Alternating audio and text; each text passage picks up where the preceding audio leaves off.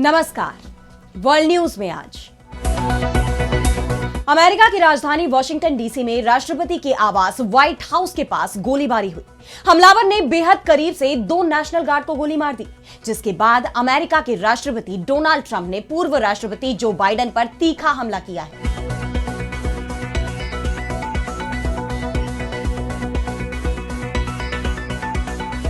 Joe Biden ने गोलीबारी की घटना की निंदा की है। हमलावर अफगानिस्तान का नागरिक बताया जा रहा है और जैसे ही ये खबर सामने आई, उसके बाद ट्रंप ने जो बाइडेन को ही निशाने पर ले लिया।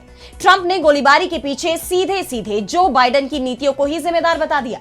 ट्रंप का कहना है कि हमलावर को अमेरिका बाइडेन लेकर आए थे और जिसे बाइडेन लेकर आए उसने व्हाइट हाउस के बाहर गोलीबारी की है।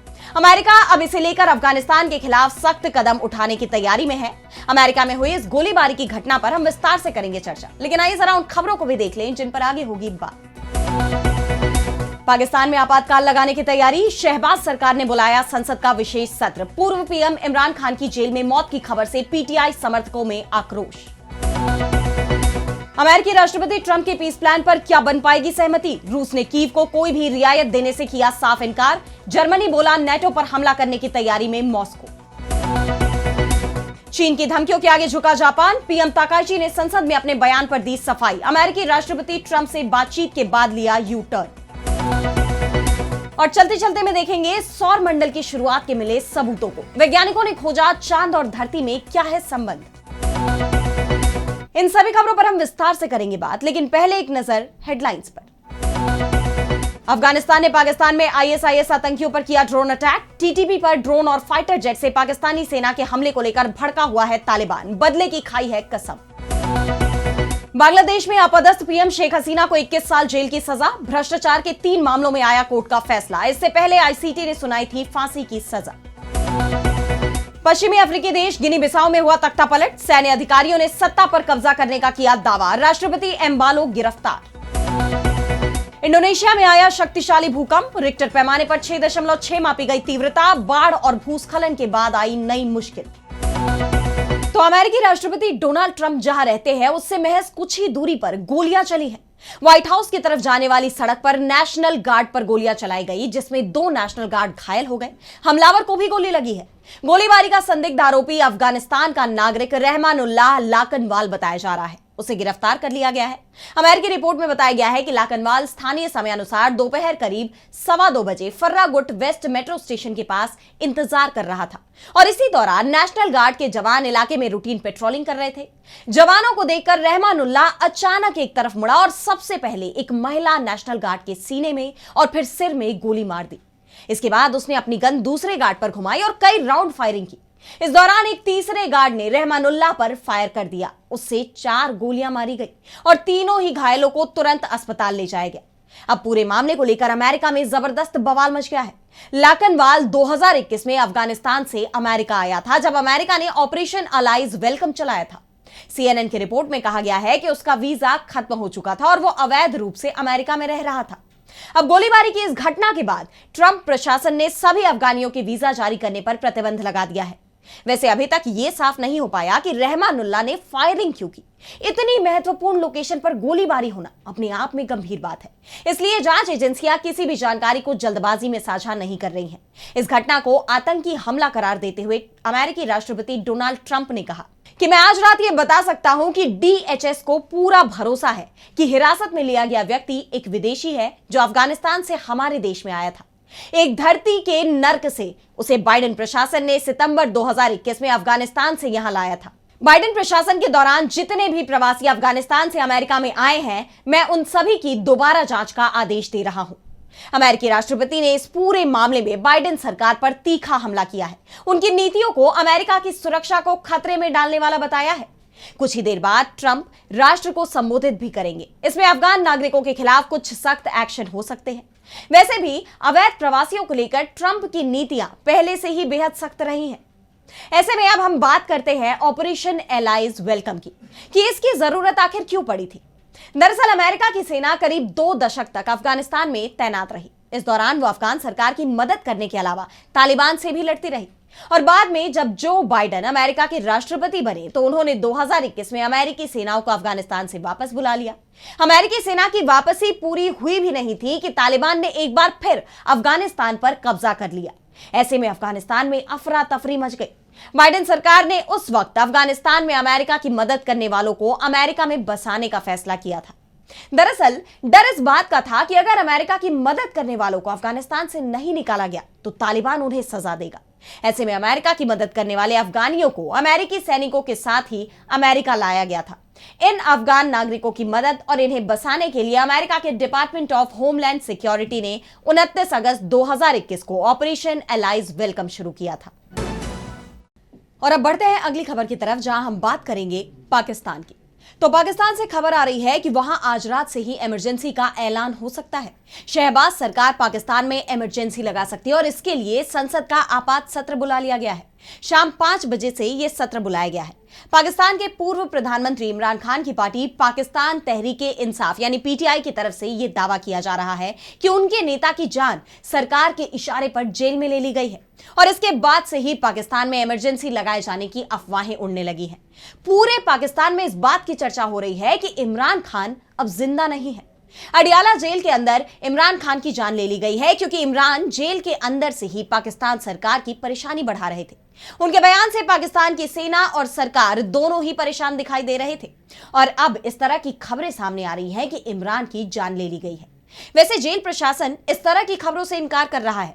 पाकिस्तान के रक्षा मंत्री ख्वाजा आसिफ का कहना है कि जेल के अंदर पूर्व प्रधानमंत्री को 5 स्टार सुविधाएं मिल रही हैं। उन्हें 5 स्टार होटलों जैसा खाना दिया जाता है, उन्हें पूरा आराम मिल रहा है, लेकिन इमरान समर्थकों को सरकार और जेल प्रशासन पर कोई भरोसा नहीं दिख रहा। पीटीआई कार्यकर्ताओं ने दावा किया है कि जेल प्रशासन इमरान खान की हालत छुपा रहा है, उन्हें मार दिया गया है या फिर इस वक्त वो जिंदगी और मौत के बीच संघर्ष कर रहे हैं। पीटीआई के नेता मांग कर रहे हैं कि उनकी इमरान से जेल में मुलाकात कराई जाए जिससे इसकी सच्चाई सामने आ सके। इमरान खान की पार्टी पाकिस्तान तहरीक इंसाफ के कार्यकर्ता अडियाला जेल की ओर कूच कर रहे हैं। जेल के बाहर सड़कें इमरान खान के समर्थकों से भरी दिखाई दे रही हैं। कराची, पेशावर, क्वेटा और लाहौर में भी प्रदर्शन शुरू हो गए हैं। कार्यकर्ता एक ही नारा लगा रहे हैं कि इमरान खान को सामने लाओ, उनकी सुरक्षा की गारंटी दो। दरअसल इमरान खान की जेल के अंदर जान ली गई है। यह खबर खुद को बलूचिस्तान के विदेश मंत्रालय बताने वाले एक पोर्टल से जारी हुई, जिसके बाद दावा किया जाने लगा कि इमरान खान को जेल के अंदर जहर देकर मार दिया गया है। संसद का सत्र ऐसे वक्त में बुलाया गया है जब देश में सुरक्षा हालात खराब है। इमरान को लेकर जो खबरें चल रही हैं उस पर सरकार के रवैये पर भी सवाल उठ रहे हैं। पीटीआई कार्यकर्ता राजधानी की तरफ बढ़ रहे हैं लेकिन सेना अभी तक चुप है, जिसके बाद यह माना जा रहा है कि किसी बड़े फैसले की तैयारी है। हो सकता है कि देश में आपातकाल लगा दिया जाए। और अब अगली खबर में बात करेंगे रूस यूक्रेन युद्ध की। तो एक तरफ अमेरिकी राष्ट्रपति डोनाल्ड ट्रंप ये दावा कर रहे हैं कि अब ये जंग जल्दी ही खत्म होने वाली है, शांति अब ज्यादा दिन दूर नहीं है। अमेरिका के ओरिजिनल पीस प्लान में जेनेवा की बैठक में कई बड़े बदलाव भी किए गए, जिसके बाद ट्रंप का 28 सूत्रीय प्लान 19 सूत्रीय योजना में बदल गया। इस बदलाव को लेकर यूक्रेन की तरफ से तो सकारात्मक प्रतिक्रिया भी आई है, लेकिन असली पेच रूस को लेकर फंसा हुआ है, क्योंकि रूस ने साफ कह दिया है कि समझौता होने में अभी काफी वक्त है और मॉस्को कीव को कोई बड़ी रियायत नहीं देगा। वार्ता जारी है और प्रक्रिया गंभीर है। इससे साफ है कि अगर युद्ध विराम की शर्तें रूस के मुताबिक नहीं रही तो वो कभी भी इस पर राजी नहीं होगा और ये बात अमेरिका भी अच्छे से जानता है। इसीलिए ट्रंप अपने शीर्ष वार्ताकार स्टीव विटकॉफ को मॉस्को भेज रहे हैं बातचीत के लिए। लेकिन उनकी इन कोशिशों के बीच एक घटना को लेकर रूस अमेरिका पर बुरी तरह भड़क गया। दरअसल रूस और अमेरिका के अधिकारियों के बीच हुई बातचीत का एक ऑडियो लीक हो गया है। ब्लूमबर्ग न्यूज की रिपोर्ट के मुताबिक 14 अक्टूबर को हुई इस बातचीत में कथित तौर पर अमेरिकी दूत विटकॉफ रूस के विदेश नीति के सलाहकार यूरी उशाकोव को सलाह दे रहे थे कि ट्रंप के सामने नए शांति प्रस्ताव को कैसे पेश किया जाए जिससे अमेरिकी राष्ट्रपति राजी हो जाए। इस बातचीत के सामने आने पर रूस आग बबूला हो गया। राष्ट्रपति व्लादिमीर पुतिन ने इसे हाइब्रिड वॉरफेयर का हिस्सा बताया है। वहीं उशाकोव ने कहा कि यह किसी भी हाल में मंजूर नहीं है। लीक का मकसद साफ तौर पर रूस और अमेरिका के बीच बातचीत में रुकावट डालना था। हमारी बातचीत कुछ एन्क्रिप्टेड सरकारी चैनलों के जरिए हुई थी, जिन्हें शायद ही कभी इंटरसेप्ट और लीक किया जाता है, जब तक कि कोई पार्टी जानबूझकर ऐसा करने का इरादा न रखे। उन्होंने आरोप लगाया कि इस फोन कॉल लीक के जरिए अमेरिका और रूस के बीच दरार डालने की कोशिश की गई है। दरअसल यूरोपीय देश पहले से ही ये आरोप लगा रहे थे कि अमेरिकी प्रस्ताव में रूस के हितों का खासा ध्यान रखा गया है और इसीलिए जेनेवा में जब यूक्रेन और यूरोप के प्रतिनिधियों की अमेरिकी अधिकारियों के साथ बैठक हुई तो उसमें कई ऐसे बदलाव कराए गए जो यूक्रेन के लिए स्वीकार्य हो, लेकिन इन पर रूस को आपत्ति भी हो सकती है। और अब इस घटनाक्रम के बाद इस शांति प्रस्ताव पर संशय बढ़ता जा रहा है, जिसे देखते हुए जर्मनी ने तो यह दावा भी किया है कि रूस इस युद्ध को खत्म ही नहीं करना चाहता। जर्मनी के रक्षा मंत्री बोरिस पिस्टोरियस ने संसद में कहा कि रूस ने यूक्रेन के लिए तैयार की गई नई शांति योजना पर कोई सकारात्मक प्रतिक्रिया नहीं दी है। वो यूक्रेन जंग खत्म करने के लिए किसी भी तरह का समझौता करने को तैयार नहीं दिख रहा है।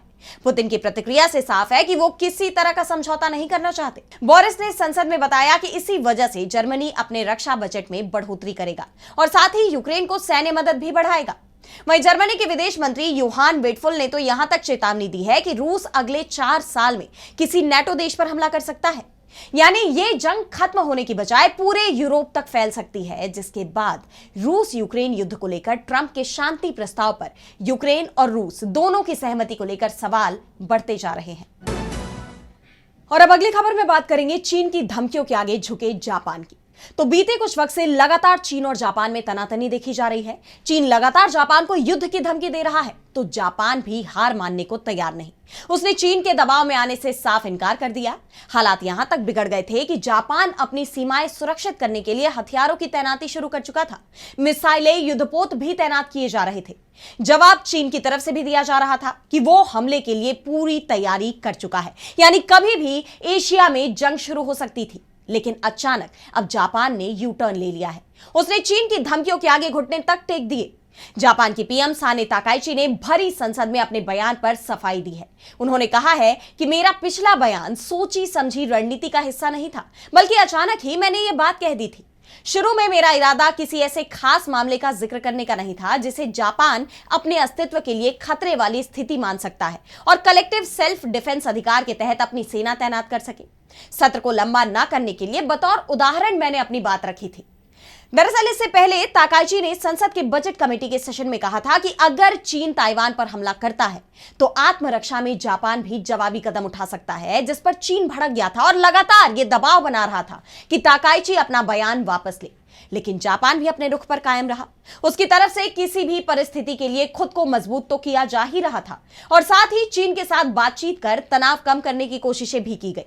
हालांकि इसका कोई फायदा नहीं हुआ और चीन की तरफ से भड़काऊ बयान जारी रहे। चीनी मीडिया ने तो यहां तक कह दिया कि जापान को खत्म करना चीन के 72 बमों का खेल है बस। तनाव बढ़ता देख अमेरिका ने भी जापान को चीन से तनाव कम करने की सलाह दी। पश्चिमी मीडिया की रिपोर्ट के मुताबिक 25 नवंबर को ताकाइची के साथ टेलीफोन पर हुई बातचीत में अमेरिकी राष्ट्रपति डोनाल्ड ट्रंप ने कहा कि वो आगे कोई तनाव नहीं देखना चाहते। यानी उन्होंने साफ कर दिया कि अगर चीन और जापान में कोई टकराव होता है तो जापान को अमेरिका से बहुत उम्मीद नहीं रखनी चाहिए। पहले से ही अमेरिका के साथ ट्रेड डील को लेकर जापान दबाव में दिख रहा है, जिसके बाद ताकाइची का यह बयान आया है। अब देखना यह होगा कि क्या इससे चीन और जापान में तनाव कम होगा। और अब चलते चलते मैं बात करेंगे सौरमंडल की शुरुआत के मिले सबूतों की। तो सबसे पहले हम बात करते हैं नासा के अपोलो मिशन की। यह ऐसा पहला मिशन था जिससे मानवीय उड़ानों की शुरुआत हुई स्पेस में। यह मिशन इसलिए भी खास बना क्योंकि इसी मिशन के दौरान हुई खोज से अब वैज्ञानिकों को सौर मंडल की शुरुआत के सबूत मिले हैं। नासा ने 50 साल के बाद अपोलो मिशन का एक सील्ड पत्थर खोला है। 1972 में नासा का अपोलो 17 मिशन इसे पृथ्वी पर लाया था, लेकिन वैज्ञानिकों ने इसे तब नहीं खोला। वे सही समय और सही टेक्नोलॉजी का इंतजार कर रहे थे और अब जब इसे खोला गया तो विज्ञान की दुनिया में तहलका मच गया है। इस पत्थर के अंदर सौरमंडल की शुरुआत के सबूत मिले हैं। इसमें ऐसे पदार्थ मिले हैं जो शायद चांद के बनने से भी पहले के हैं। इसमें वैज्ञानिकों को 4.5 अरब साल पुराना सल्फर मिला है। यह पृथ्वी के सल्फर से बिल्कुल अलग है। यह उस थिया ग्रह का टुकड़ा हो सकता है जो पृथ्वी से टकराया था, जिसके बाद उससे चांद बना। जब वैज्ञानिकों ने इस सैंपल की जांच की तो वो सन्न रह गए। ब्राउन यूनिवर्सिटी के प्लैनेटरी साइंटिस्ट जेम्स डोटिन को यकीन ही नहीं हुआ। उन्होंने कहा कि मेरा पहला विचार था कि यह सही नहीं हो सकता, डेटा में जरूर कोई गड़बड़ी है। परिणाम इतने चौंकाने वाले थे कि उन्हें दोबारा जांच करनी पड़ी। उन्होंने हर स्टेप को फिर से चेक किया, लेकिन नतीजा वही था। उन्होंने जो खोजा था वो बिल्कुल सही निकला। ये सैंपल उम्मीद से कहीं ज्यादा पुराना और रहस्यमय निकला। ये खोज इतनी चौंकाने वाली है कि खुद वैज्ञानिक भी हैरान है। अब उम्मीद जताई जा रही है कि वैज्ञानिकों की ये खोज सौरमंडल के जन्म के कई राज खोलेगी जो काफी दिलचस्प रहने वाले हैं, लेकिन इसे सुलझाने के लिए अभी और वक्त लगेगा। इस खोज ने दुनिया भर के लोगों का ध्यान अपनी तरफ खींच लिया है। अब देखना होगा कि आगे इससे क्या निकलकर सामने आता है, लेकिन फिलहाल आज इस वर्ल्ड न्यूज में इतना ही। देश दुनिया की तमाम बड़ी खबरों के लिए आप देखते रहिए डीवी लाइव और मुझे दीजिए इजाजत। नमस्कार।